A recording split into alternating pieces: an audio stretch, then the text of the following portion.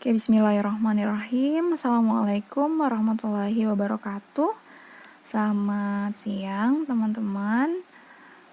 Semoga hari ini semuanya dalam keadaan sehat dan bahagia. Amin. Oke, hari ini materi yang akan kalian pelajari adalah persamaan kuadrat.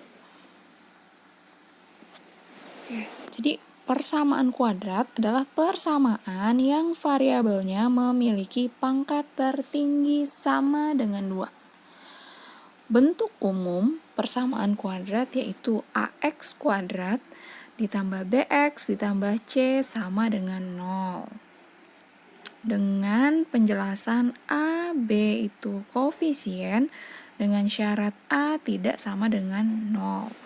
Kemudian X-nya variabel. Nah, si A ini koefisien kuadrat dari X kuadrat nih ya. Jadi, berapapun angka yang nempel di X kuadrat itu A ya. Kemudian B-nya koefisien dari X ya, ini. Dan C-nya adalah konstanta. Oke. Dalam mencari akar-akar persamaan kuadrat, ada 3 cara. Yang pertama, faktorisasi. Nah, faktorisasi atau pemfaktoran merupakan cara mencari akar-akar persamaan kuadrat dengan mencari nilai yang jika dikalikan akan menghasilkan nilai lain. Oke, di sini Ibu tulis lagi persamaan umumnya, persamaan kuadratnya secara umum ya. AX kuadrat plus BX plus C sama dengan 0. Nah, si A-nya ini koefisien ya, koefisien dari X kuadrat. Nah, si B-nya itu hasil penjumlahan antara suku 1 dan 2. Ya, kalau B itu hasil penjumlahan, C itu hasil perkalian. Jadi nanti kalian cari angka ya.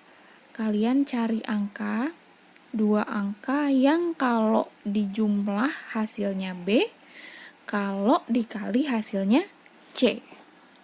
Oke, kita masuk ke contoh. Di sini persamaan kuadratnya X kuadrat ditambah 5X ditambah 6 sama dengan 0.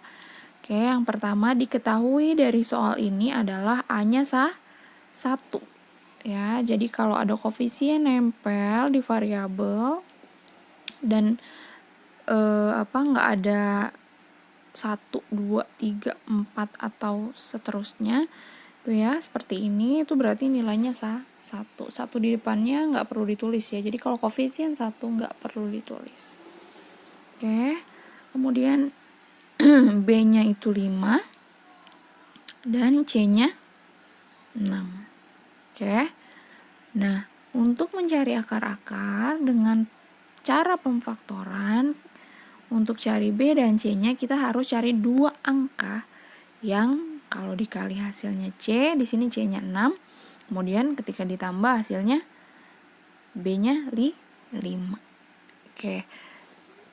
Perkalian ya, 2 angka yang kalau dikali hasilnya 6 berapa? Ya, misal kalian jawab 6 kali 1, Bu. Bisa ya.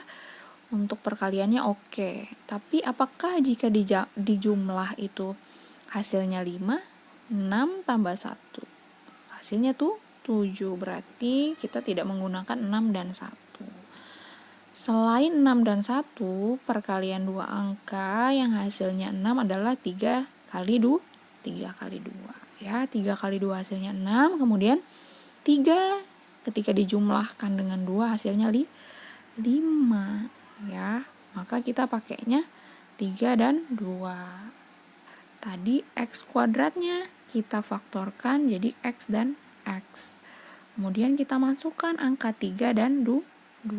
Di sini 3-nya, di sini 2-nya. Sama dengan 0. Kemudian kita ambil X plus 3 sama dengan 0. Karena kita mau cari nilai X-nya, maka 3-nya pindah ke kanan, yang tadinya positif jadi negatif. Jadi X sama dengan min 3. Kemudian X ditambah 2 sama dengan 0 ya. Maka kita pindahkan 2-nya ke ruas sebelah kanan yang tadinya positif jadi negatif. negatif. Maka kita dapat X sama dengan min 2. Maka akar-akarnya ya X min 3 dan X min 2. Oke, kita lanjut. Nah, untuk mencari akar-akar persamaan, kita bisa juga menggunakan kuadrat sempurna.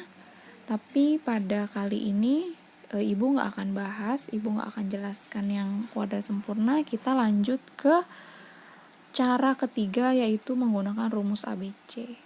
Ya, oke, untuk rumus ABC ini kita buat tadi ya. Kalau di sini contohnya ada X kuadrat ditambah 4X dikurang 12 sama dengan 0. Seperti biasa, kalian tulis yang sudah diketahui, yaitu A-nya 1, ya, B-nya 4, dan C-nya min 12. Kita masukin deh ke rumusnya. Min B berarti min 4, ya, min 4. Ditambah plus minus ya, ini plus minus akar B kuadrat dikurang 4AC per 2A. Kita masukin ya. B kuadrat berarti 4 kuadrat.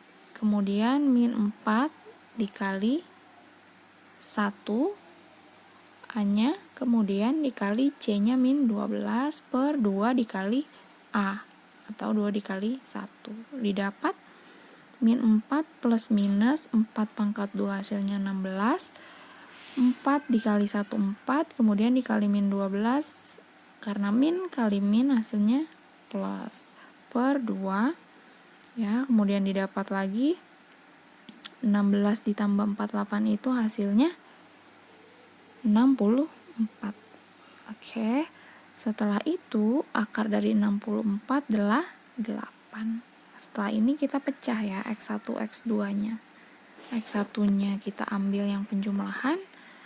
Jadinya min 4 ditambah 8 per 2. Ya, min 4 tambah 8 4 dibagi 2 hasilnya 2. Maka X1-nya 2, kemudian X2-nya kita ambil yang minus. Jadi min 4 min 8 per 2. Ya, min 4 min 8 hasilnya min 12 dibagi 2, maka hasilnya min 6. Jadi didapat X1-nya 2, X2-nya min 6. Oke, semoga kalian semua paham. Terima kasih. Jika ada pertanyaan boleh chat WhatsApp ke Ibu. Wassalamualaikum warahmatullahi wabarakatuh.